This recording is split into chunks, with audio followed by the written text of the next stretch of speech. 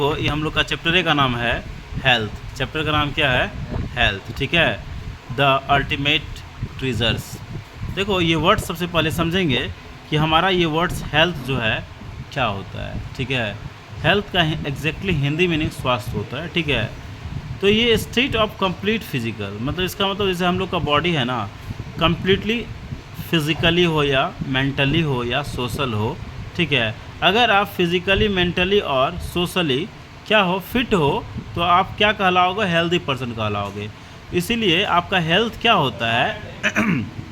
Health is a state of complete physical mental and social well being and not merely N absence of disease.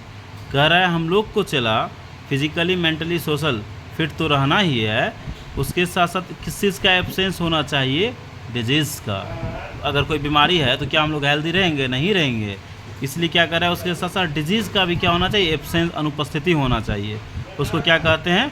Health कहते हैं। क्या कहते हैं उसको?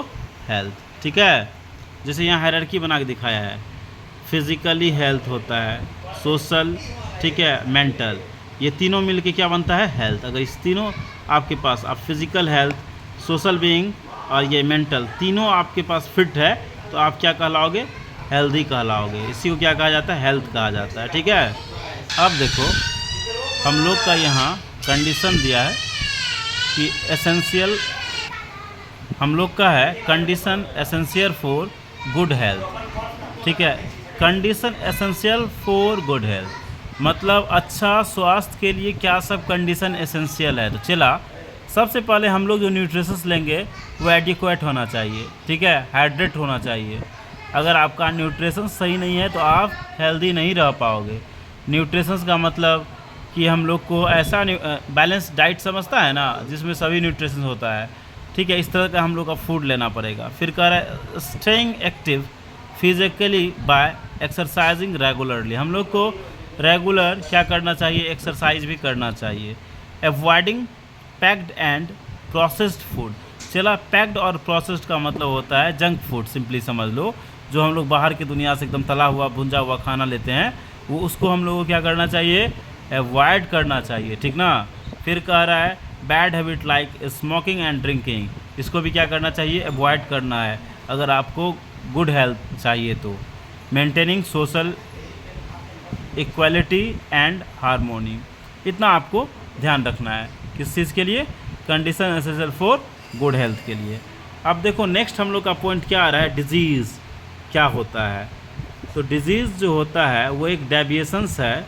ठीक है, जिसमें normal functions of the body with appearance, हम लोग का बॉडी जो होता है वो नॉर्मल फंक्शंस नहीं करेगा। ठीक है, उसमें कुछ साइन और सिम्टम और malnutritions of normal state the living organs that disturb और modify the performance of the vital functions. Simply चला डिजीज़ का मतलब ये होता है कि डिजीज़ क्या होता है? कह रहा है एक डेविएशंस होता है जो हम लोग को बॉडी को नॉर्मल फंक्शंस नहीं करने देता है। ठीक है, जैसे आपको समझाए थे, एक छोटा सा मान लो कि एक जैसे मान लो फीवर लग गया, तो क्या बॉडी आपका नॉर्मल वर्क कर पाएगा? नहीं कर पाएगा। अब जैसे देखो इसका वजह रीज़न क्या हो सकता है? तो इन्वायरमेंटल फैक्टर्स भी हो सकता है, स्पेसिफिक इन्फेक्टिव एजेंट्स भी हो सकता है। एजेंट्स का मतलब जैसे वार्म्स हुआ, प्रोटोजोआ, फंगी, बैक्टीरिया, वायरस, इस सब के भी वजह से हम लोग बीमार पड़ सकते हैं। फिर कह रहा है inherent defects of the organism, जैसे आपको जेनेटिक एमोलाइसिस दिया है, मतलब इसका मतलब ये हुआ इनहेरिटेंट डिफेक्ट द ऑर्गेनिज्म। फिर कह रहा है कॉम्बिनेशंस ऑफ दिस फैक्टर्स, ये आपके क्या हुआ? इस सब के वजह से इसमें दो आपको ध्यान रखना है, एक इन्वायरमेंटल फैक्टर्स, दूसरा स्पेसिफिक इन्फेक्टिव एजेंट्स को ध्यान रखना है। इसके वजह से हम लोग बीमार पड़ सकते हैं। फिर कह रहा है पैथोजेंस क्या होता है? पैथोजेंस होता है माइक्रो ऑर्गेनिज्म जिसके वजह से हम लोग क्या होते हैं? बीमार पड़ते हैं, उसको क्या कहते हैं? पैथोजेंस कहते हैं। नेक्स्ट पॉइंट क्या है? Communicable disease. ठीक है, देखो कम्युनिकेबल डिजीज़ ऐसा डिजीज़ होता है जो क्या होता है? एक पर्सन से दूसरे पर्सन में फैल सकता है, उसको क्या कहते हैं? कम्युनिकेबल डिजीज़ कहते हैं। इसमें बायोलॉजिकल एजेंट्स में अगर ध्यान रखोगे तो वायरस, बैक्टीरिया, ठीक है, ये नेमाटोड्स, फंगी, ये सब क्या होता है? इसका एजेंट की तरह काम करता है, ठीक है। अगर इन्फेक्टेड पर्सनस के कांटेक्ट में जाओगे तो उससे भी हो सकता है, वाटर की वजह से भी हो सकता है, एयर के वजह से भी हो सकता है, फूड के वजह से भी हो सकता है, इंसेक्ट की वजह से भी आपको हो सकता है। ये सब क्या है? वेक्टर्स है। किसका? कम्युनिकेबल डिजीज़ का। तो कम्युनिकेबल डिजीज़ क्या होगा? ऐसा डिजीज़ जो एक पर्सन से दूसरे पर्सन में चल जाए उसको क्या कहेंगे? कम्युनिकेबल डिजीज़, ठीक है। अब देखो कुछ कुछ एग्जांपल्स हम लोग देखेंगे। आपका एग्जांपल्स में क्या हो जाएगा? कॉमन कोल्ड हो जाएगा, कोलेरा हो जाएगा, चिकन पॉक्स हो जाएगा, ट्यूबरकुलोसिस हो जाएगा, मलेरिया हो जाएगा, कोविड-19, एड्स, ये सब जितना भी बीमारी है ना बाबू, ये कम्युनिकेबल है, एक पर्सन से दूसरे पर्सन में हो सकता है। कॉमन कोल्ड देखता है, सर्दी जुकाम किसी को होता है तुरंत दूसरा आदमी को हो जाता है। कोलेरा भी है, ध्यान रखिएगा। चिकन पॉक्स भी है, ट्यूबरकुलोसिस, टीबी भी एक पर्सन से दूसरे पर्सन में, मलेरिया भी, ठीक है। मादा एनोफिलिस मच्छर की काटने से होता है, फीमेल एनोफिलिस मॉस्किटो की वजह से। कोविड-19 देखबे क्या है? एड्स भी। ये सब क्या है?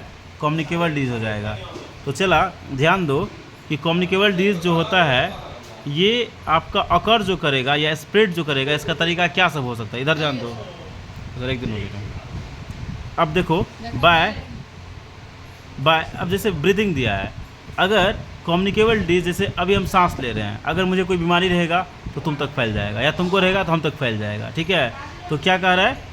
ब्रीथिंग के थ्रू, ठीक है। बाय टेकिंग इन्फेक्टेड फूड, क्या कह रहा है? अगर आप कोई मान लो जैसे हम वो है क्या बोलते हैं, आम का जूस रखा हुआ, हमको कोई बीमारी हम पियेंगे और उसका तुम पी लो तो तुमको हो सकता है। इन्फेक्टेड फूड की वजह से भी हो सकता है। इंसेक्ट बाइट, जैसे आपको बताया ना, फीमेल एनोफिलिस मॉस्किटो, हमको काटा तुमको भी काट लिया, या हम पे बैठा तुम हमको काट के गया मच्छर, तुमको भी काट लिया, ब्लड, ठीक है, इससे भी हो सकता है। तो इस सब वजह से कम्युनिकेबल डिजीज़ क्या होता है?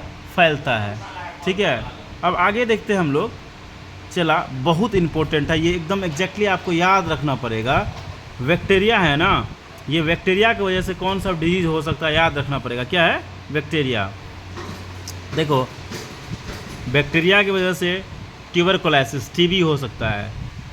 वॉपिंग कफ, हम लोग को ये सर्दी जुकाम जो होता है, यहाँ तक कि टिटनेस भी होता है, ठीक है। टाइफाइड, उसके बाद डिप्थेरिया है, ठीक है। निमोनिया, इसमें पी साइलेंट होता है, निमोनिया है, कॉलेरा है। आपको ध्यान रखना है चला कि बैक्टीरिया की वजह से क्या सब हो सकता है? ट्यूबरकुलोसिस, क्या हो सकता है? ट्यूबरकुलोसिस, वॉपिंग कफ, बैक्टीरिया की वजह से tuberculosis, whooping cough, tetanus, typhoid, diphtheria, pneumonia, cholera, याद रहेगा। अब देखो चला, वायरस एक अलगे है, यहाँ याद रखना। बैक्टीरिया की वजह से वॉपिंग कफ होता है और वायरस की वजह से कॉमन कोल्ड होता है, बुखार जो लगता है। क्या होता है? वायरस की वजह से common cold. Influenza, measles, chicken pox, polio, rabies, AIDS भी किसकी वजह से? वायरस की वजह से। स्वाइन फ्लू, कोविड-19, ठीक है। और यहाँ निमोनिया आ गया, कौन आ गया?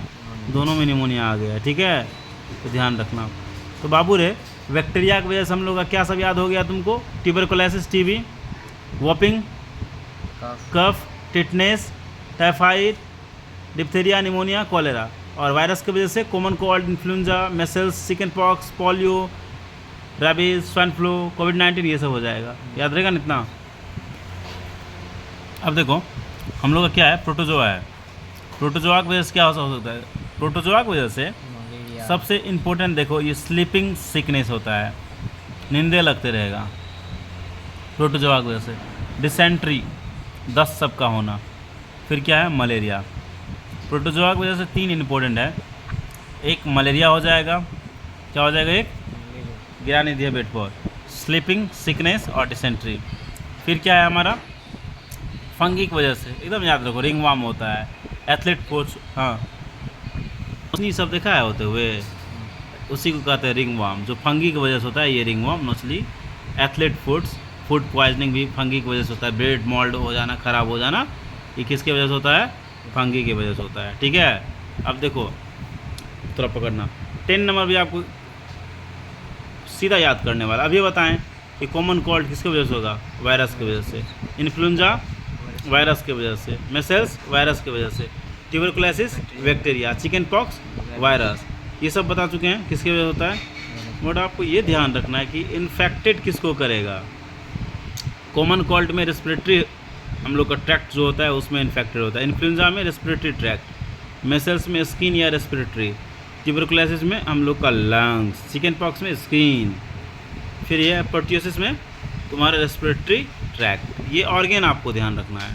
देखो हेपेटाइटिस में किसको इफेक्ट करता है, तो लीवर को, किसको, लीवर को, ठीक है ना।